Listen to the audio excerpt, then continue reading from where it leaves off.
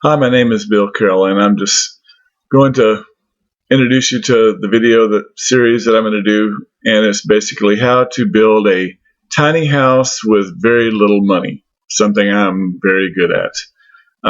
Also, don't have much time, so just a little time in the afternoons, a little time on the weekends, and usually for a working guy, that's about all you're going to have. So this video hopefully will be instructive. Um, it'll help you if you haven't ever done anything like this before. You're welcome to email me any questions, and I'll post that on the video.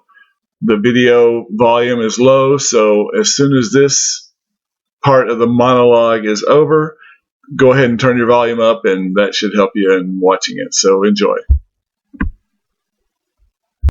Go. Okay. So can you see me or? Okay. What we have here is what they call T111 siding, and this siding usually costs about $35 a sheet. And the stuff that I have here I bought for $10 a sheet. And the reason is like these things right here. This is a lip that laps over another sheet. And so many times when these things get moved around in the lumberyard, they get dropped and the lip breaks off. But for our purposes, we'll be able to hide these things and it won't make any difference. But in 10 sheets, you save $250. And we bought 14 sheets, which is going to be very close to what we need to finish. Right here is the next step. I bought one pile of coal lumber, two small piles for $60. These are pressure treated 2x6s with pressure treated 2x4s. Now, when you look at these things, they look horrible. You can see how this is bent up, this is bent down. If you look down this board right here, it looks really terrible. But in any house, you need short pieces of wood all over the place. And this is how you can utilize these. I bought these boards for around $1 a piece. And we'll actually be using some of these 2x6s for floor joists. Have to be creative to do that because a 2x6 won't give you much support in a long span. So our spans are going to be about 4 to 6 feet. Okay, and I can show you now, this is what I started building, this little shed roof here, and this is some of the stuff I've already built out of the coal lumber. And this is just going to be a place where I can stage materials that don't need to get wet. Okay, you can pause it. Okay, this is a load of lumber I picked up this morning, and this is 7/16 OSB, oriented strand board. It's about a 1/2 inch thick and typically costs about $7.50 a board.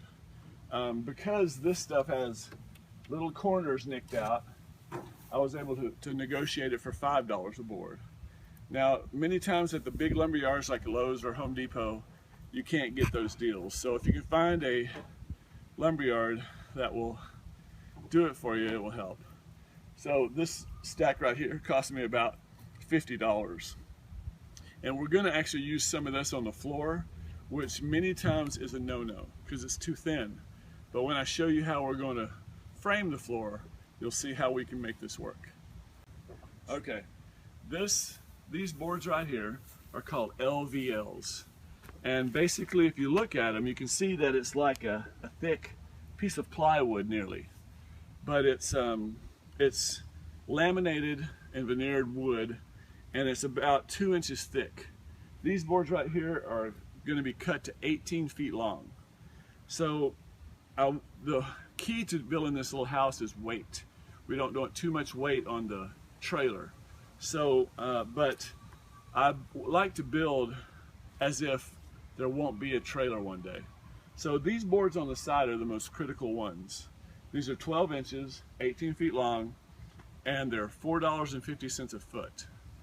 So they're pretty expensive. This is probably the most expensive part of the whole house. So one of these boards is about $90. But once you get past that, then you can get into more creative ways of building. So what we did, I bought blocks of just regular blocks, And because we rent this property, my landlord doesn't mind me doing this, and I don't want to damage his yard. So before I actually start putting the house on there, I'm going to put blocks of wood under here, like so, out of that really crooked wood that I showed you. I'll cut them probably 12 inches, and I'll probably put 3 or 4 boards there, so it'll keep the blocks from sinking into the ground.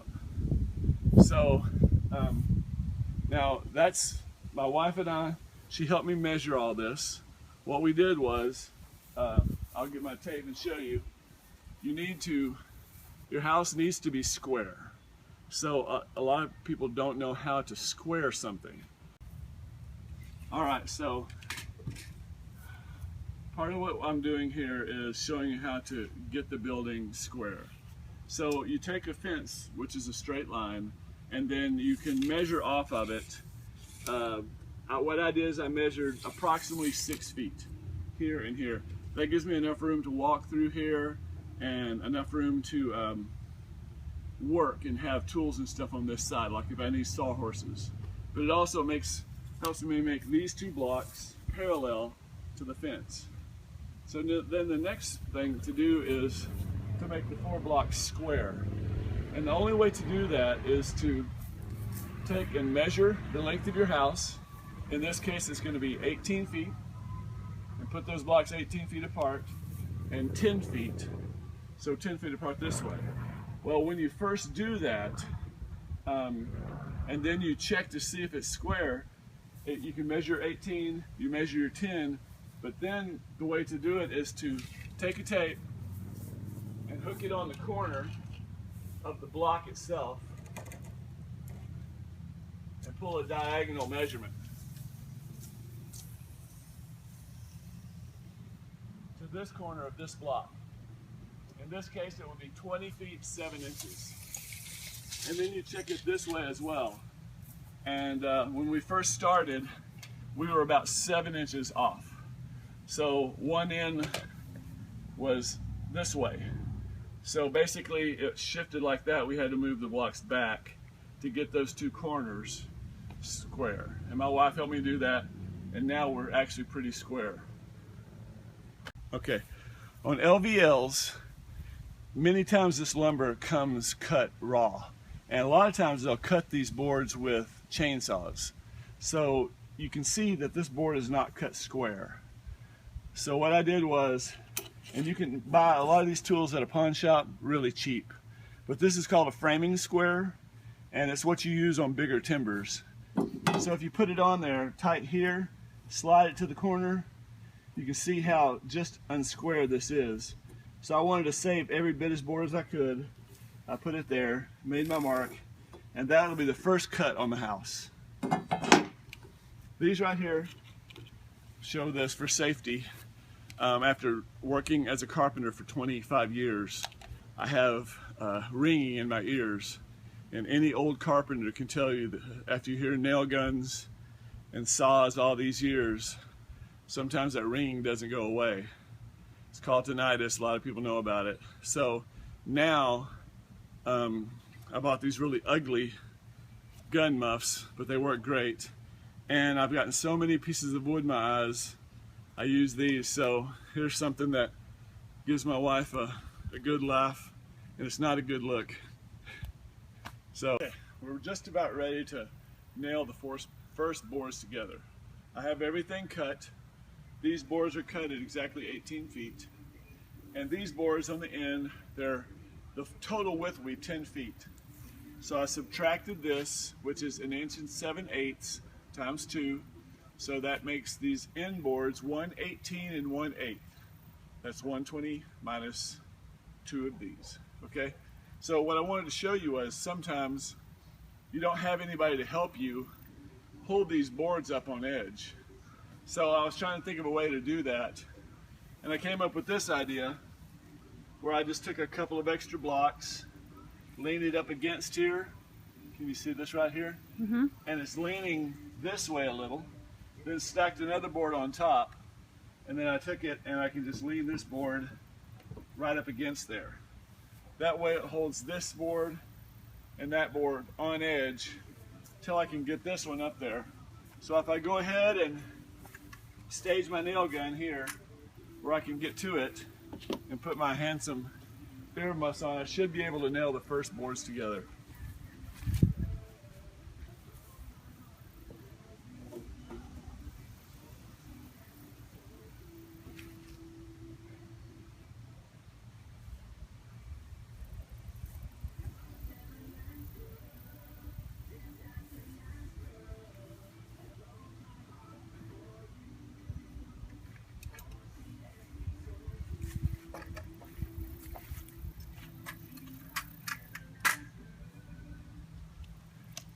That would have been the first nail if my compressor was nailed in.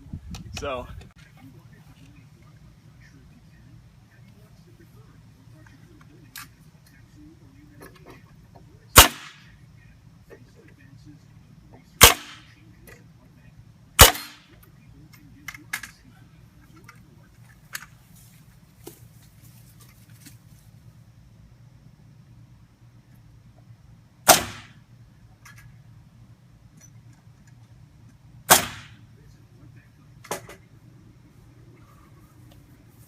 and those two boards will help hold the other two end up, so we won't need our helpers down there as much. And that's how the first four, these are called your rim joist. And next we'll do a layout, and I'll show you that next. We've got the four rim joists all nailed together. Everything's leveled. I didn't move the blocks very much. I only used shims to get it where I wanted it. And you can see over here I had just needed one shim. So when you're leveling it up, you want to find the highest point, which was that corner, and then level everything up to that.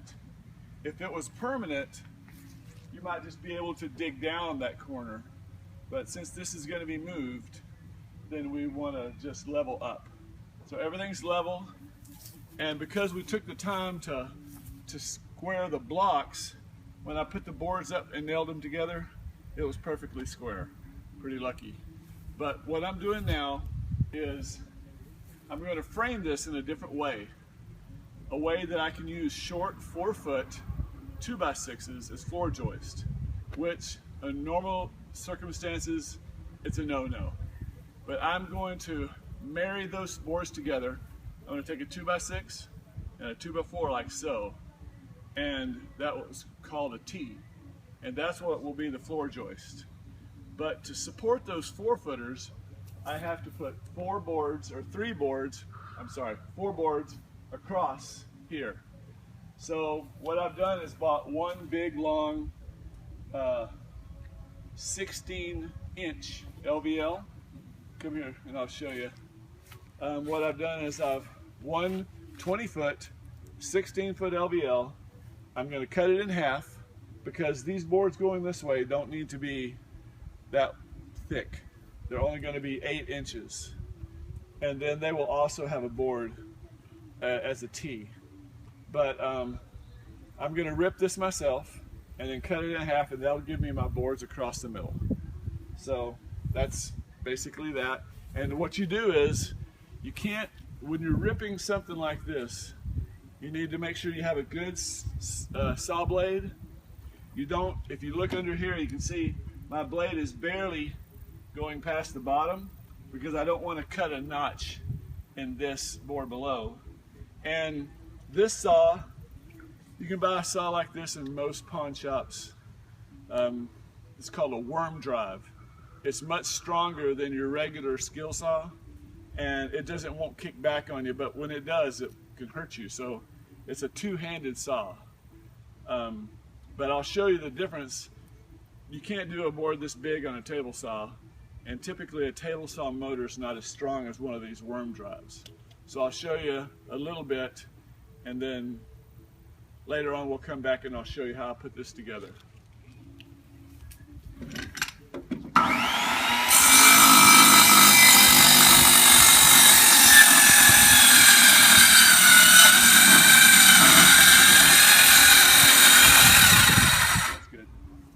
What we've done is I've already cut these boards into 4 pieces, and they're going to be running across flush on the top.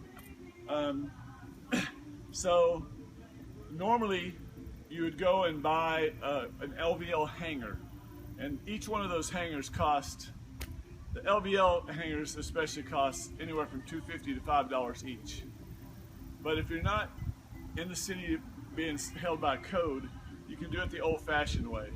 And you can see what I did right here is I cut up some of those really crooked boards into 1-foot pieces, and then I glued them with some subfloor adhesive on the back really well, and nailed it with about 5 nails, alternating the nails. That way, these boards that I already pre-cut, I measured down. When I cut them, you can never hardly ever cut boards the same thickness. For example, you can see these two, there's about an 1/8 inch difference. So this one is ready to go, and this one I'll have to make a notch. But I set the board to this one. So when I drop it in, it should slide right in. And then your plywood will be flush. These boards are 4 feet apart. This last board is 5 feet because there's going to be a bathroom right here. And the bathtub is 5 feet. So that'll place the wall right on top of this beam. This will be a double beam to hold the wall, which when we build the top of the bathroom wall, will hold another beam that goes to the front. So this is a load-bearing beam, and it needs the most support. Okay, one thing is if you want a beam that's worth its salt, you'll take the time to really put a good coat of glue all the way down. The glue makes all the difference in the world. Here, you wouldn't think so, but it does.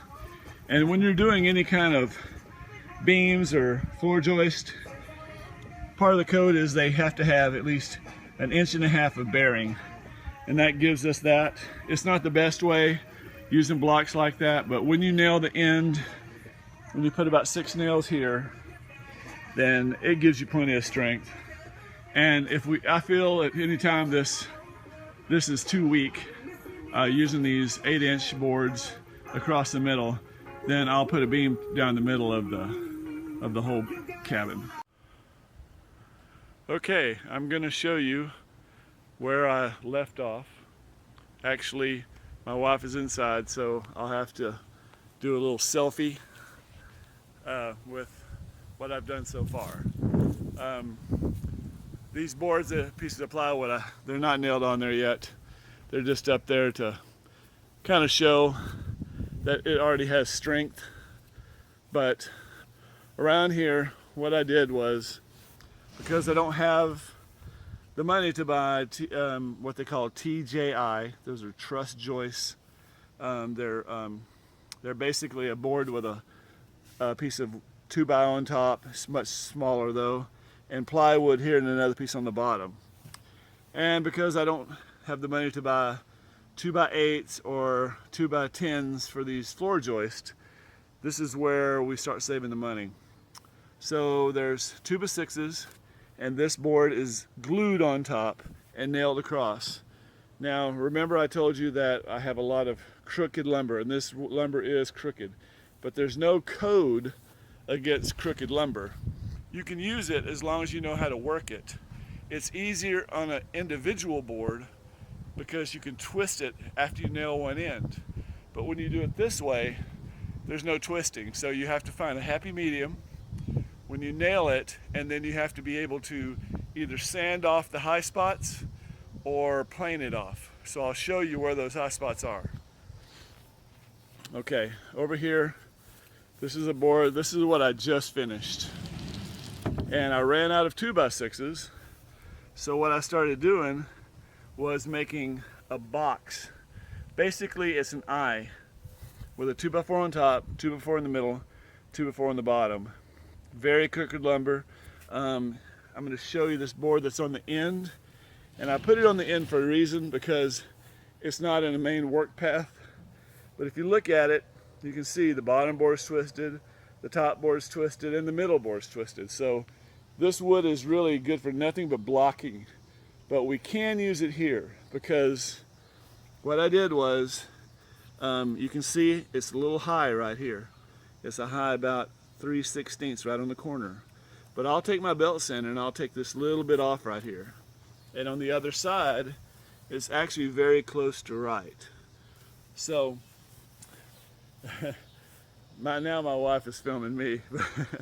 So this is how you use some of this crooked lumber. It doesn't matter what the bottom looks like as long as it can be nailed good and tight and then nailed properly here. It's not straight up and down. As you can see, it's twisted this way, but it's still very, very strong.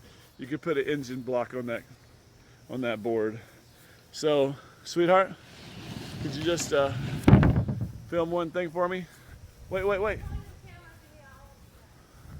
Okay, I'm not pointing at it. So anyway, I'm gonna walk up on top and see how strong it is. Okay, well that's the end of our first video, and hope you enjoyed it. We'll be back shortly with the next phase as we finish the floor and start the first walls. And you can email me at ricobuilder@yahoo.com if you have any questions. Hope you enjoy. All right, thanks.